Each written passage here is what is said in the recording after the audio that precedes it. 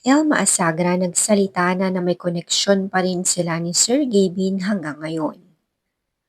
Usap-usapan ngayon ang naging TikTok live ni Elma matapos niyang sagutin ang ilan sa mga tanong ng kanyang mga taga-suporta tungkol sa kanyang personal na buhay, lalo na ang tungkol sa dating karelasyon na si Sir Gavin.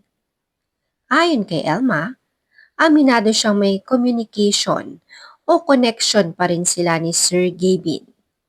Isa sa mga ibinahagi niya ay ang pagbati umano sa kanya ni Sir Gavin noong kanyang kaarawan.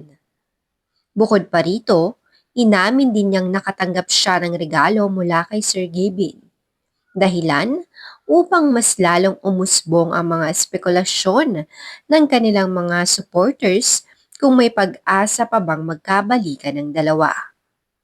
Sa gitna ng mga tanong tungkol sa tunay na estado ng kanilang relasyon, sinabi rin ni Elma na hindi siya naniniwalang fell out of love si Sir Gavin sa kanya.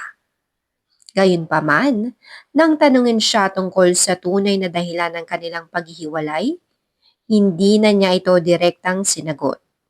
Sa halip, pinili niyang huwag nang magbigay ng mas detalyadong paliwanag.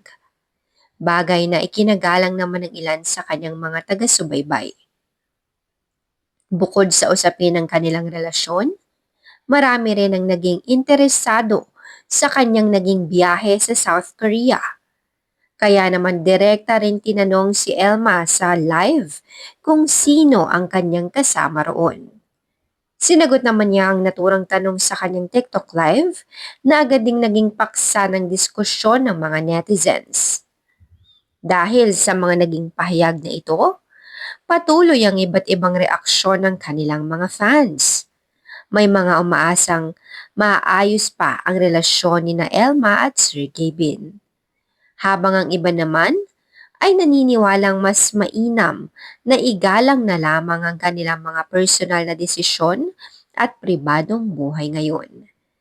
Sa ngayon ay wala pang opisyal na pahayag mula kina Elma at Sir Gavin sa nasabing pagbabalikan nilang dalawa.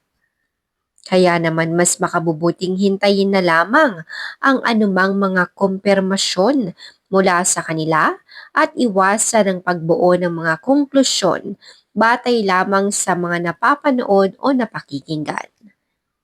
Kaya naman, bago ko tapusin ang video na ito, ikaw, ano ang masasabi mo sa mga naging pahayag ni Elma? Sa tingin mo ba, may pag-asa pa nga bang magkabalikan sila ni Sir Gavin? Comment down below.